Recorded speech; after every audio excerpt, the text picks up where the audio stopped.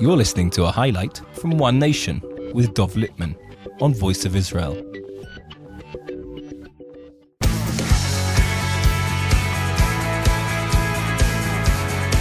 Welcome back to One Nation with Dov Lipman. As we're going to try to do every single week on the show, we want to highlight members of Israel's ultra-Orthodox community who are making remarkable contributions to Israel and the world after so much negative publicity and press from just a small group that make a lot of noise. It's so critical to understand the remarkable contribution that's being made. And today I have the honor to be sitting in studio with an example of such an individual.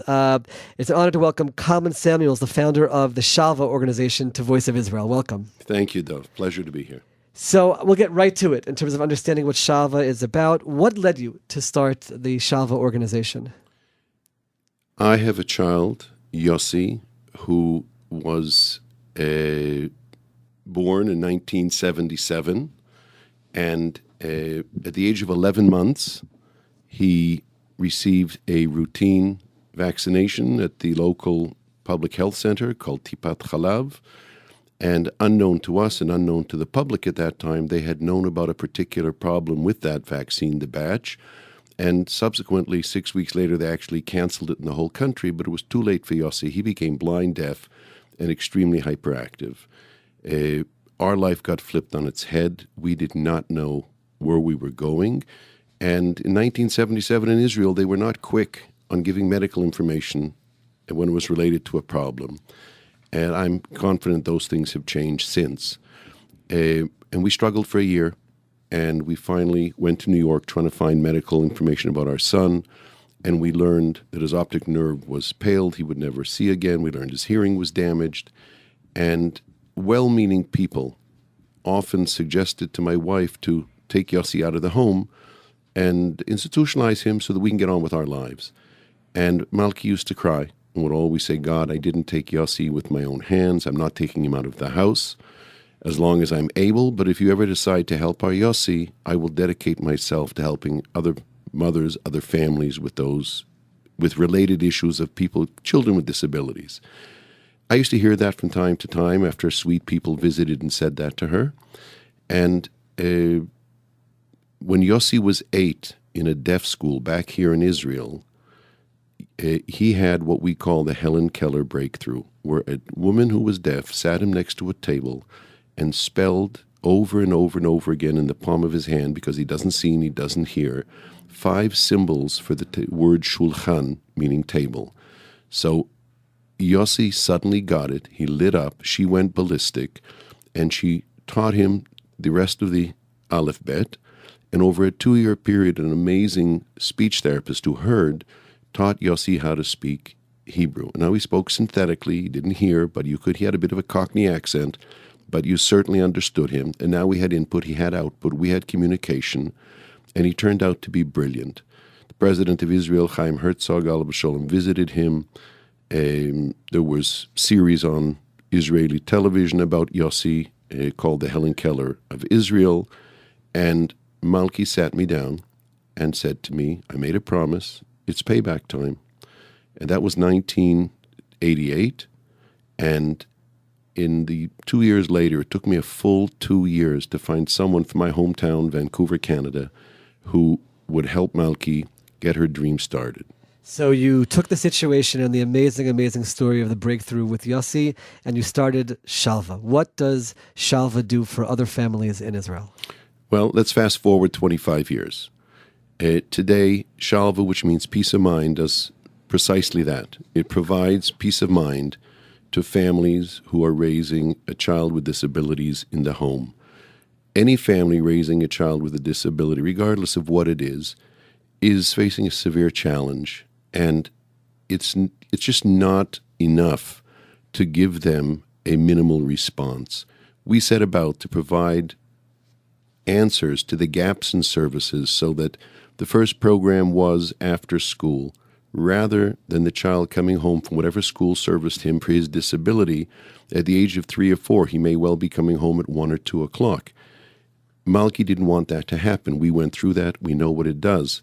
So we created a program, an after-school program, where today Some 250 children in 3 centers do not go home. They come from whatever school they go to where the government sends them. They come to us in the afternoon. They stay till 6 p.m. They have a hot meal, and they arrive home at 6:30. What that does for the family, it enables the parents, if they're studying, to study, if they're working, to work. It enables the siblings, however many there may be, to have the attention of mommy and daddy when they need it, so that when this child comes home, he has a loving home to come to, and the parents have a loving home to give him. Remarkable. So it's really a shalva, the peace of mind for both sides. The child's getting what they need in terms of the after-school program, but the families are able to continue functioning. So you mentioned there are 3 branches that Shalva has today? There are 3 branches. There is one in Har Nof. There is a second one in Talpiot. There's a third one in Gush Etzion. And the government 6 years ago gave us an enormous piece of land in the heart of Jerusalem next to Shaare Zedek Medical Center, which is no less than 7 acres in size, and asked us to build a national center. I mentioned the after-school program, but the programs run around the clock with overnight respite for mothers who just gave birth, me and my mummy, which would be from birth to 1.5.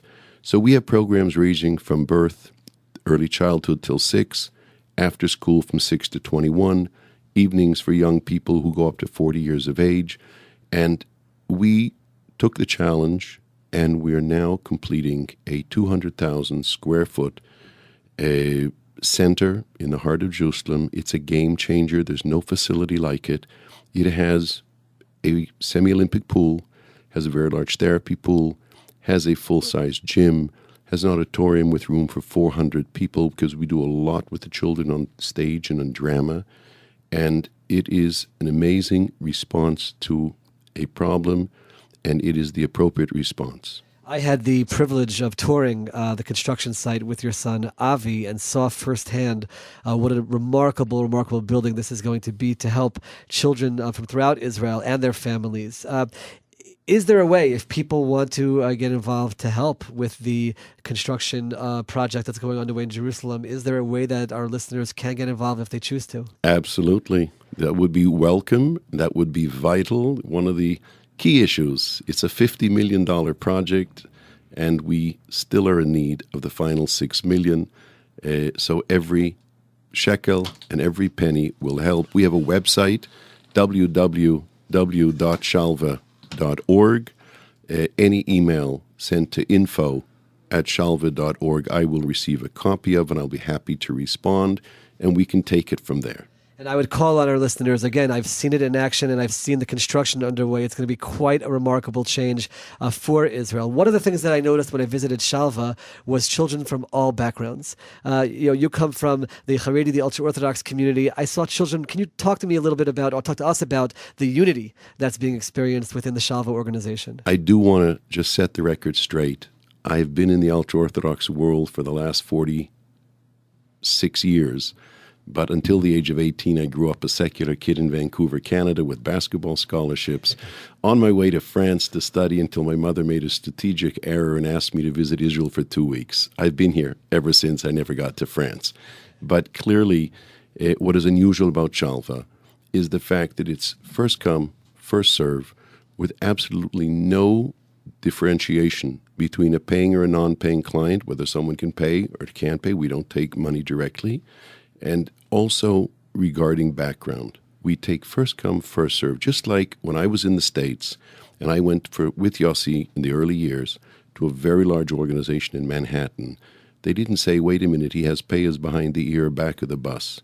It taught us an enormous lesson that I knew anyway, but it reinforced it, that when we bring children in, everybody's blood is equal, and anyone raising a child at home is struggling. So we never want to differentiate. So we have the entire spectrum, and I'm talking about the most ultra-Orthodox to the most secular.